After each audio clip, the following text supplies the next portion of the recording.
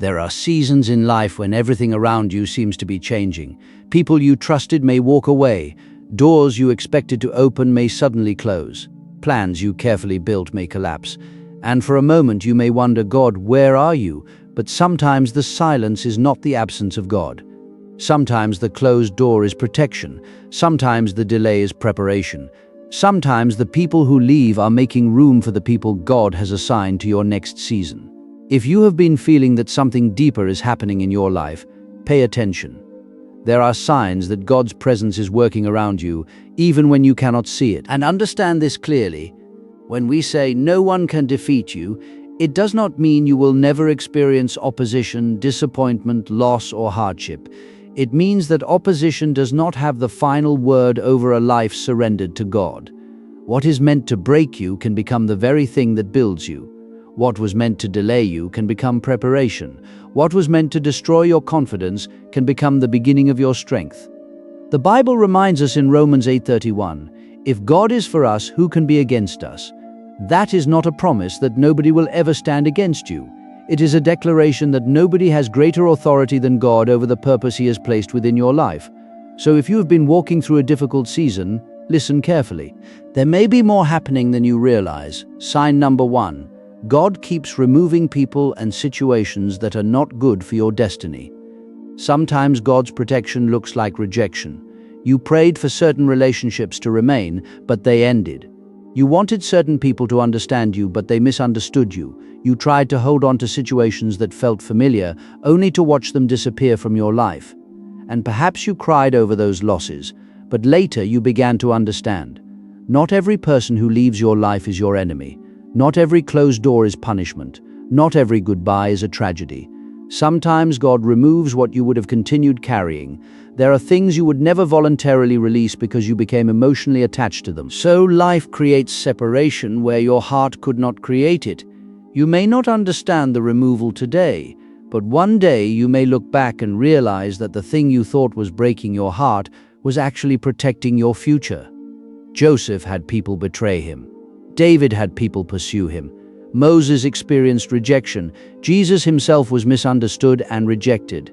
Yet rejection did not cancel their purpose, so stop assuming that every loss means you are losing. Sometimes you are being redirected. Sign number 2, you keep finding strength when you should have given up. Think about the moments when you thought, I cannot do this anymore. You were tired, you were disappointed, you were emotionally exhausted. You had no idea how the situation would work out. And yet, somehow, you got up the next morning. You kept moving, you kept praying, you kept believing. You kept going. Where did that strength come from? Sometimes we discover God's presence not because the storm disappears, but because we discover that we can survive the storm. Isaiah 40:31 says that those who hope in the Lord will renew their strength. Notice the language, renew, not because they never become tired, not because they never struggle, but because their strength can be restored. There may be moments when you feel weak, but weakness does not mean abandonment. Sometimes the strongest evidence that God is with you is the fact that you are still standing after everything you have survived.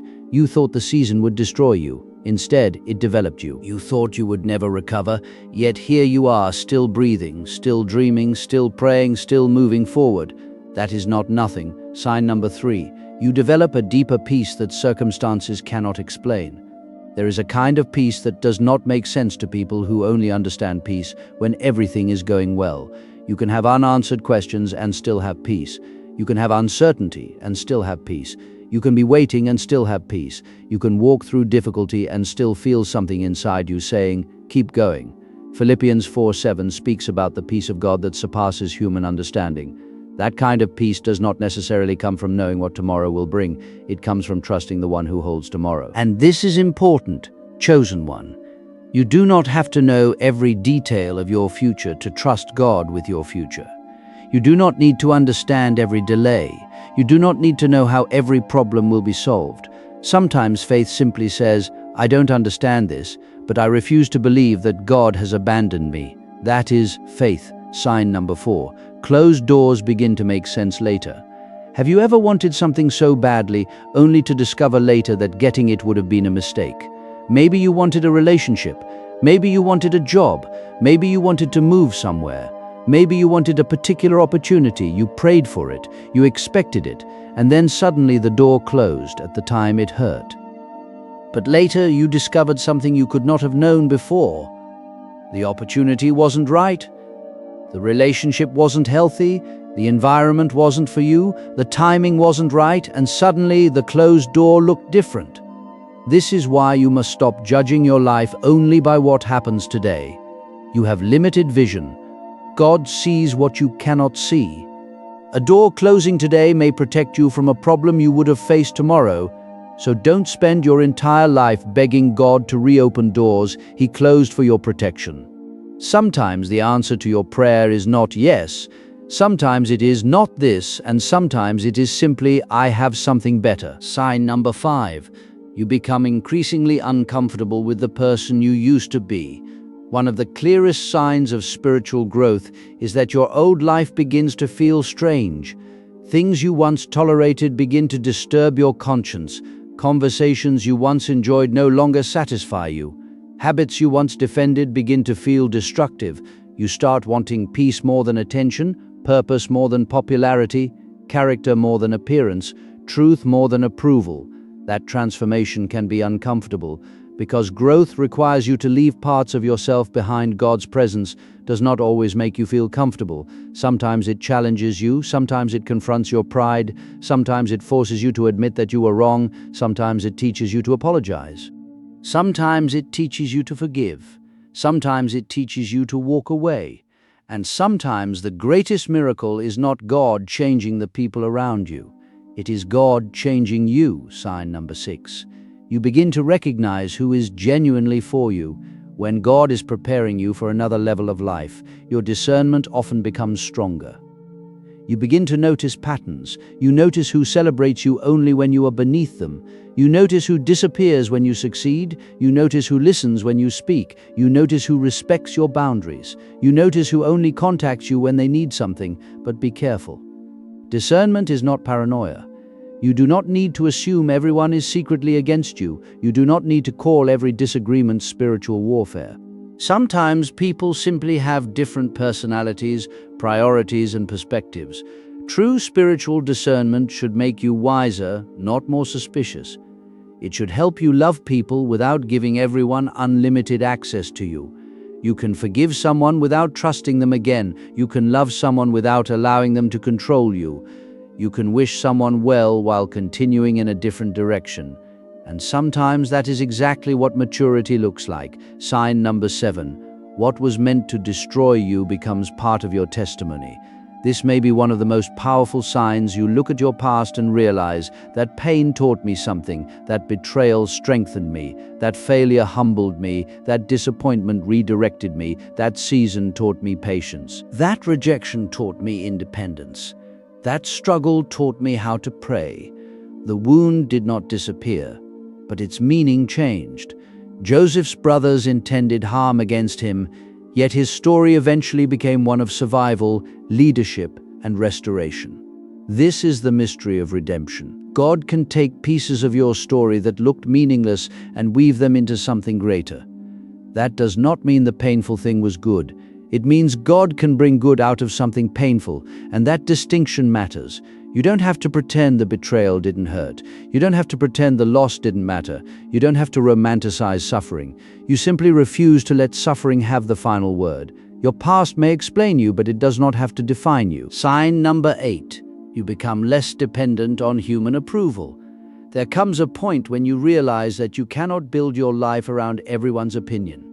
If they praise you today, you feel good. If they criticize you tomorrow, you collapse. If they approve, you move forward. If they disapprove, you question everything. That is emotional slavery. You cannot spend your life trying to control how other people perceive you. Jesus himself was misunderstood. The prophets were criticized. David was attacked. Paul was opposed. Even people doing God's work were not universally accepted. So stop expecting universal approval. You were not created to be understood by everyone. You were created to live faithfully, and sometimes obedience will make you unpopular. Sometimes choosing integrity will cost you opportunities. Sometimes telling the truth will cost you relationships. But if losing people's approval means keeping your character, then you have not truly lost. You have gained something more valuable: integrity. Sign number 9.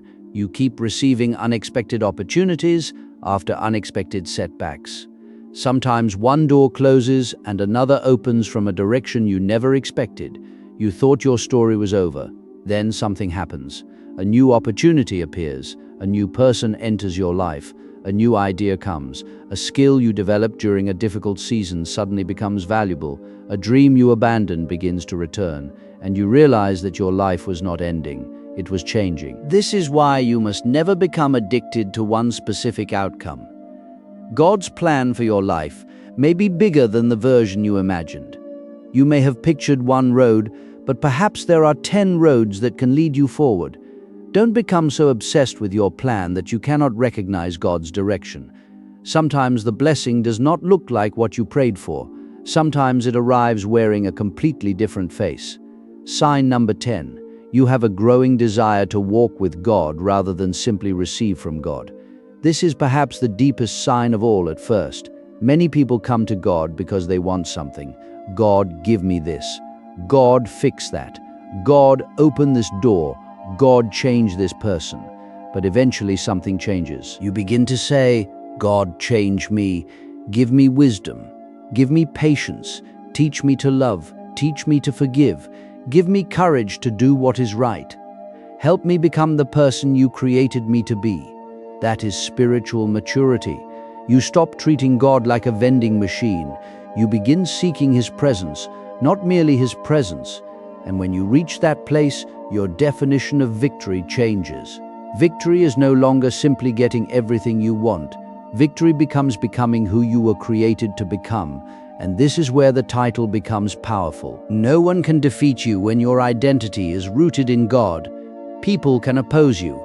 They can misunderstand you. They can criticize you. They can underestimate you. They can walk away. They can even try to harm you. But they cannot ultimately determine what God does with your life. Your enemies do not get the final word. Your failures do not get the final word. Your failures do not get the final word. Your past does not get the final word. Your mistakes do not get the final word. Fear does not get the final word. God does. So if you are in a difficult season right now, don't confuse difficulty with defeat. David had a giant in front of him, but the giant was not the end of David's story. Daniel faced a lion's den, but the lions did not determine his destiny. Joseph went through betrayal and imprisonment, but the prison was not his final destination. The Red Sea stood before Moses, but the sea was not the end of the journey. And perhaps you are standing before your own Red Sea right now. You don't know how it will open. You don't know when it will change. You don't know where the next opportunity will come from, but you can still move forward. Because faith does not always require you to see the entire road. Sometimes faith requires you to take the next step. So, chosen one, stop measuring God's presence by the absence of problems. God can be with you in the storm. God can be with you in the waiting room. God can be with you in the wilderness. God can be with you when nobody understands you. God can be with you when you are rebuilding. God can be with you when you are starting again. And if God is with you, your story is not finished. There may be chapters you do not understand yet. There may be pages filled with tears. There may be moments you wish you could erase, but keep turning the pages. Because sometimes the chapter that feels like the end is actually the chapter where everything begins to change. Do not allow one painful season to convince you that your entire life will be painful. Do not allow one betrayal to convince you that everyone will betray you. Do not allow one failure to convince you that you are a failure. Do not allow one rejection to convince you that you are rejected by God. Your value is not determined by who stayed. Your worth is not determined by who left. Your future is not determined by who underestimated you, and your destiny is not controlled by your enemies. Walk with humility, walk with wisdom, walk with courage, walk with God. And remember the words of Psalm 23:4. Even when you walk through the valley of the shadow of death, you do not have to fear evil, because God is with you. Notice that the psalm does not say you will never walk through a valley. It says you will not walk through it alone. That is the difference. You may still have battles, but you have a God who is greater than your battles. You may still have enemies, but you do not have to become like your enemies. You may still have obstacles, but obstacles do not have to become conclusions. You may still experience rejection, but rejection does not have to become your identity. You may still face uncertainty, but uncertainty does not mean God has lost control. So lift your head, take another breath, stand up again, pray again, believe again, work again, build again, and move forward again. Not because life will always be easy, but because you have learned that difficult does not mean impossible, and opposition does not mean defeat. If God is with you, you do not need to spend your life proving yourself to people who have already decided to misunderstand you. Let your character speak. Let your consistency speak. Let your results speak. Let your life speak, and above everything else, let your relationship with God become deeper than your need for recognition. Because the strongest person is not the person who can defeat everyone else. The strongest person is the one who can remain faithful when everyone else walks away. The strongest person is the one who can forgive without becoming weak.